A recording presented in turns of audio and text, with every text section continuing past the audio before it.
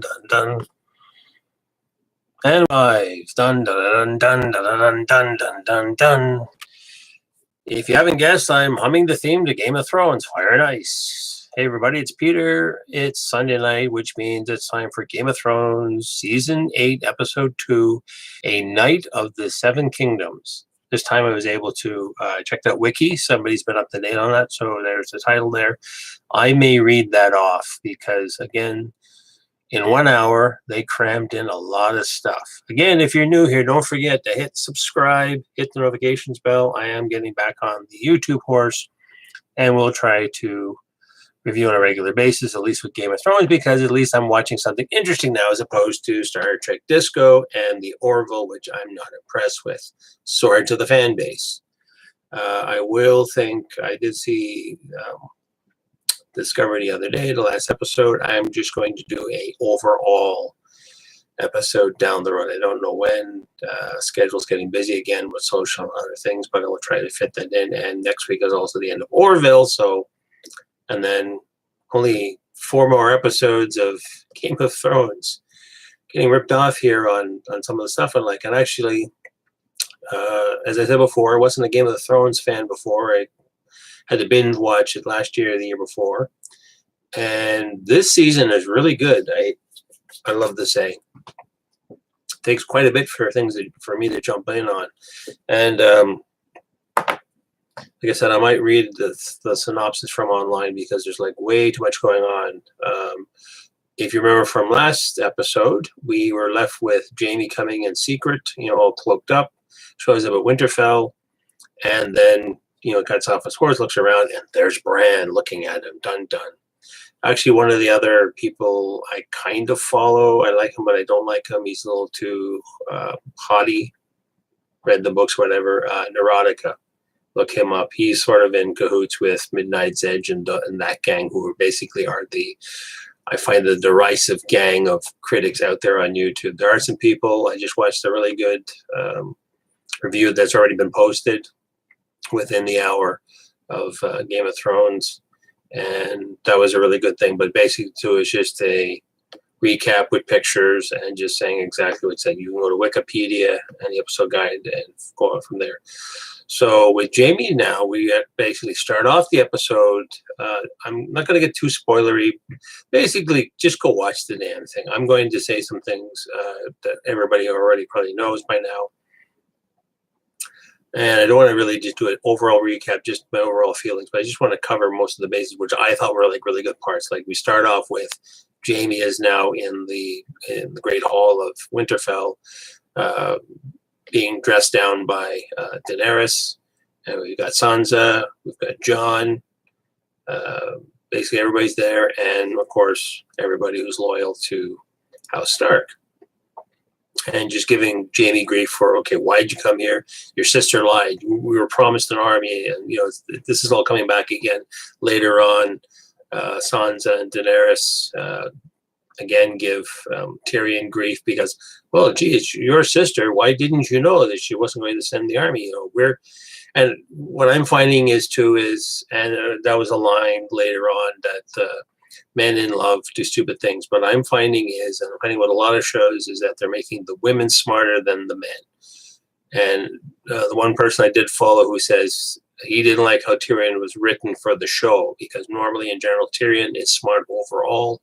It takes quite a bit, but I think even as a compensation they wrote it in saying, well, you think you know your opponent, and I think maybe he was overconfident, like, oh, my sister now, she's pregnant and everything else, and then Jaime says to him, well, our sister, she'll say anything to bend the truth her way, and she always wants to get her way in the end. So, Jaime's basically, as used to say in the army, standing on the carpet in front of everybody. He has to defend himself. Why should we trust you? Why do you want to join us? And he's just like, well, I'm fighting for you, and he is a man of honor. So Lady Brienne, who's in the hall, she actually gets up and stands beside him and says, no, I will defend this man if anybody doesn't want to. And to prove my point, he actually made a promise to, Sansa's mother to say, protect the Stark daughters, find them and protect them. He said he will, and then gave the charge to Brianna. Like Brianna was, if you remember, she was helping out the original Lady Stark. I don't remember her character's name, but basically Ned Stark's wife. And then she said, go find my daughter. So, and then she brings up the point of, well, Jamie didn't have to, but he gave me a suit of armor. He gave me a Valyrian steel sword and sent me on my way. And I found you and I protected you. So Sansa, going by Brianna's word, and says, will you stand beside this man? You're saying your honor will defend his honor. She says, yes, I trust this man despite all the bullshit that's been going on. And then Sansa's like, okay. But Daenerys is kind of like, gee, I got trumped. What the hell? What I got overturned, overruled. I'm the queen of the land now. What's up with that? So, okay, we'll let it slide. And again, it's a reunion later on. Jamie does talk with Brienne when there's training. He gets to see Podrick. He's training away too, and he basically says, yeah, I see you got your defenses going here. He talks to Brienne for a little bit and says, you know what? I'm not the man I once was. I'm not a great fighter. I would be honored if I could fight with you, under you, kind of thing. And she's like, okay, weird, but I will accept. And again, more reunions again. He even talks to, Jamie talks to Bran for a little bit, but they don't really touch. He actually does bring up when they're having the little court trial. And he says, well, you'll do anything for love. And I thought, wait a minute, isn't that the name of a song or something? But yeah, he did say that. There's the scene where he pushes Bran out the window from season 1. And Bran just requotes that again. So well, you did that for love. So I don't really trust him. So, and somebody did notice that too. And I noticed that too, not that I know the character well, but Bran is a bit of a robot now. He's just sort of sitting there looking very stern and somber and just quoting, things are happening. So not much with that character. And again, excuse me. And like I said, and again, it's more reunions of more characters. Actually, Arya goes afterwards to go bug. What's his name? The Smith kid, the guy who does the smithing, Gendry. She talks to Gendry. Where'd you make your weapons? Oh, I thought you were fooling us. And you said, well, I heard you face the undead army. He says, yeah, you're basically facing death. And she picks up a couple of the knives they made from the dragon glass. She starts throwing them at the post, and she said, yes, I have faced death many times. What's your point? Right, I'll make that weapon for you. And I thought it was actually some kind of, some people conjectured last time too, because the way she made the drawing, we thought it was like, oh, it's a spearhead bazooka thingy. But actually, what she just wanted was a staff spear, because later on she picks it up and she's twirling it around and doing ninja stuff with it. So now she has her own dragon glass spear to go along with needle and her Valyrian dagger. Again, story progresses. What we're going to do, there is later on in the thing, everybody gets together, big council meeting, where you have war plans and all the little pieces laid out, how we're going to do it. And then it comes up that they're going to make Bran the bait. Actually, Bran volunteers as bait because he said he's been marked by the Night King, even though it's through a vision. So the Night King knows where he is, and that's why he's making a beat on Winterfell. And the reason he says that the Night King wants Bran is because he wants to eradicate everything. And since Bran knows he's the three-eyed raven, he knows present, past, and future. Get rid of him, we get rid of humanity. We'll have, night all day around. It'll be here up in Norway for a whole year of darkness kind of idea. So they made their battle plans. They said, okay, here we're going to do this, we're going to do that, but we'll put Brandon out by the White Tree. I forget what that's called again. Anyway, like I said, not a big Game of Thrones fan. If I do make any mistakes, please comment below and correct me on some of the stuff. It's a lot to take in.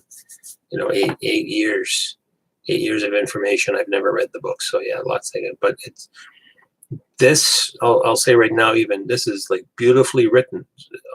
I'm going to watch it again when it comes around again. Again, I'm watching it on cable, not streaming.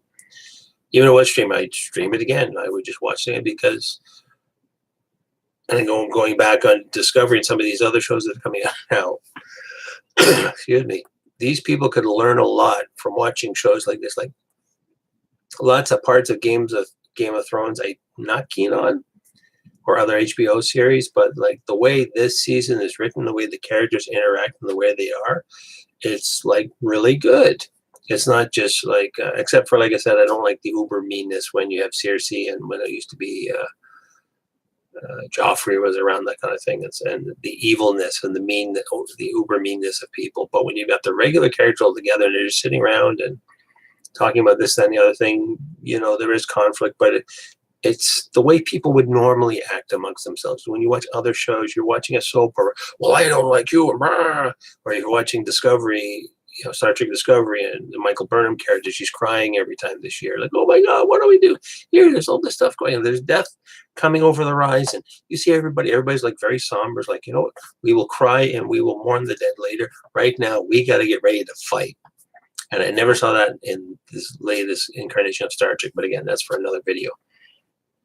So they make the war plans and they're okay. Everybody get your rest, that kind of thing. One of the things we cut to is Tyrion. Actually, Tyrion wants to talk to Bronn for a little bit, but somebody did mention, I thought so too, it was kind of short, but I guess it was kind of a given. He wants to, I haven't seen you for a long time, Bronn. What's going on? Oh, tell me a story. I got nowhere else to go anyway. We're trapped in the castle. Nowhere to go. Tell me a story. But they cut that. But it's obvious. He's just going to say, well, since the last time you saw me, I went, north of the wall, met the three-eyed raven. We were chased and hunted, and so you're basically, he's going to retell 7 seasons worth of story. We don't really need to sit around for that. Then other actions are going on. What else is happening? And again, Arya comes back to Gendry, gets her spear, and then after that, she's teasing him about, have you ever slept with a woman before? So I heard this thing you did with the Red Witch. So, oh yeah, was that something? What, you've never done that before? What, has leeches on my body? No, been with a woman. Yeah, a few times. And he was being, like, he didn't want to say, he wanted to sound like he did more than actually did. I think he admitted to maybe 3 times he's had sex. Of course, as HBO going to bring sex has to come up eventually. And some nakedness. We get partial naked Maisie Williams, I think, from the side. We don't get to see full frontal, or just from here up. Big deal. But she's never had sex, so basically they get a little hot and heavy, take all the clothes off. It's like, shut up, and they have at it, that kind of thing. We cut back again to the one of the halls where Jaime and Tyrion were sitting. Oh yeah, we cut now to Jaime and Tyrion, which I thought was weird too. We cut to one scene, we cut back and said, oh, where did Bran go? And now we got Jaime and Tyrion talking, having drinks and just talking about their life and times, and if Dad could see us now, kind of thing. And then everybody and the other characters started showing up in the room. Davos shows up, excuse me, and Podrick, then Brienne, then the Giant's Bane, big beardy redheaded guy whose name I forgot already. They sit around and like, hey, well, let's just get drunk and whatever. We're gonna die tomorrow anyway. Giant's Bane keeps eyeing Brienne because he wants to make big babies with her. And then he tells the story. You know how I got so big? I killed it because I'm called Giant's Bane, and because I actually did kill a giant, and then I screwed his wife, and then she thought I was a baby, so she suckled me for like 3 months. And so that's why he's so strong. And he has this, like, you want some wine? No, I brought my own. He has this horn flagon, and it's filled with, I guess, giant's milk, and he downs the whole thing, and everybody's like half snickering, half like, wow, he's an interesting character. But that was kind of cool. And there's more storytelling going on. Oh yeah, there's also then Redbeard says to Brienne, he says, you know what, the thing about her not being a knight comes up. I thought you were a knight. So no, women can't be knight. It's a stupid thing. It's like, screw it. If I was the king, I'd make you a knight 10 times over. And then Jaime's like, you know what? A knight can make a knight a knight. So they do that. They sort of go around it, and then it's like, boonk. He knights her, and now she's Sir. I thought it was Sir. I thought it was weird, but I guess it doesn't matter. Sir Brianna of Tarth, Knight of the Realm, and hence the name of the title of this episode. Again, there's more sort of sitting around and drinking, and then, hey, does anybody know? Tyrion says, does anybody know a song? And no one knows, no song, no song. I'm not gonna know. I'm not gonna sing. And then Podrick comes up with this really nice ditty, sort of a nice medieval kind of, singing song about going to war and that kind of thing. And that was a really cool song to listen to. And then actually it's played again in the end credits.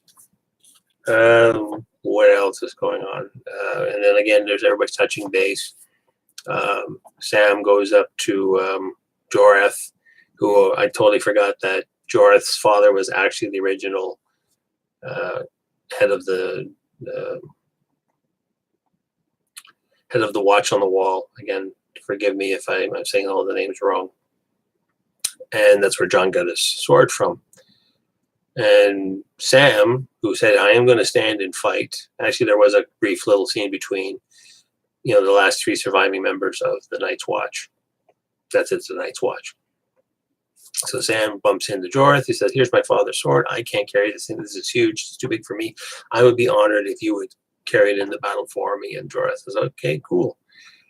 We actually get 2 seconds between Jorah and Leanne, I think it's the little girl who's now in charge of her family, and they sort of have a little bit of a set to, and he's like, no, you can't go fighting. Like, look, you were gone all this time. I'm head of the house. I'm fighting. Screw you.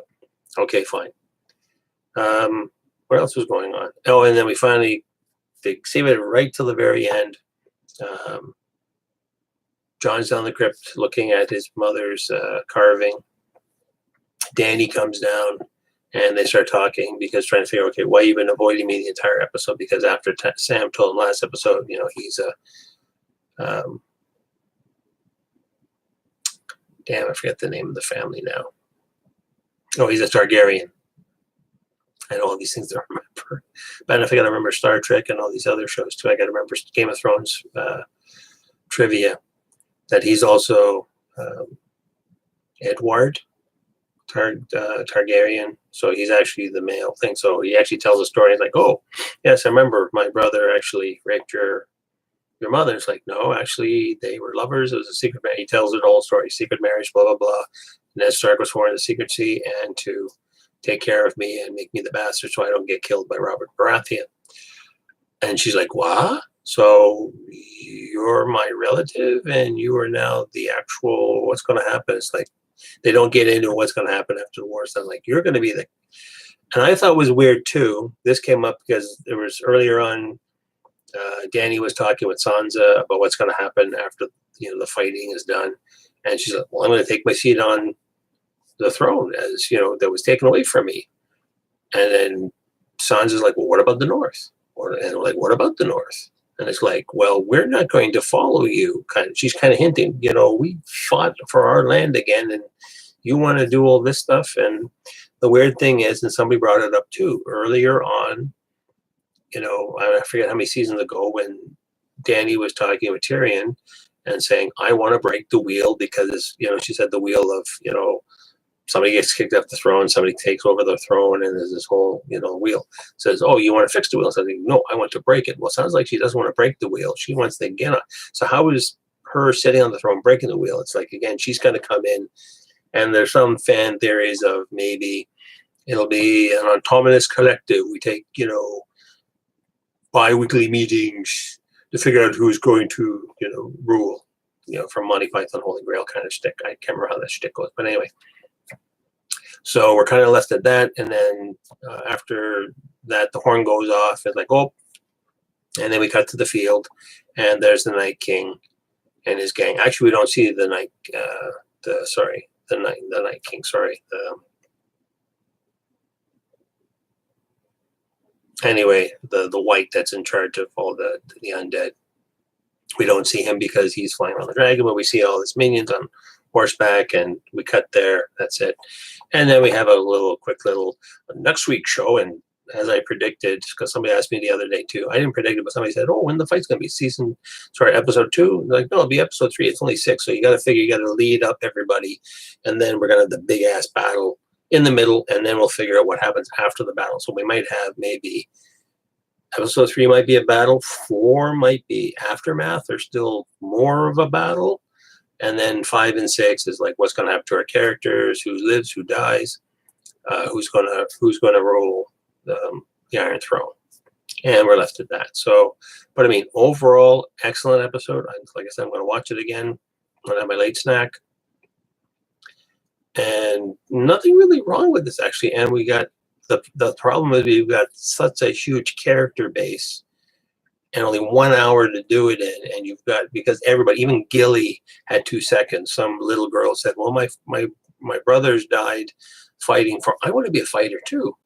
So Davos is like, well, did you want to? And then Gilly comes along and says, you know what? We need brave little girls like you. Why don't you help defend the people that are hiding in the crypt? And then she's like, yes. And she's like this little 10-year-old. She's like, yes, that's what I will do. I will help defend the people huddling in the crypt. That's what I will do. Yes. So that was Gilly's little bit to the story. But yeah, overall, really good episode again.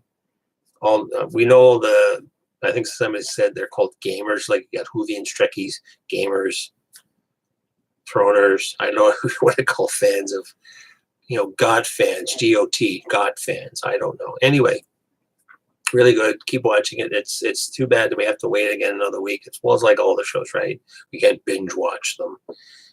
Probably will watch this all over again too when it comes out, or just watch it on demand, that kind of thing. But yeah, what did you guys think? Did you like it? Did you not like it? Don't forget to like and subscribe. Hit the notification bell. I am getting back on at least doing weekly things until Game of Thrones is over. Now I have to figure out what I'm going to do. Probably do some movie reviews and Avengers Endgame is coming out next Friday. So there's more things to look and review, and hopefully my bladder will hold out for a 3-hour movie. I haven't seen a 3-hour movie in like forever. And see how that goes. So as always, we will see you in the next one.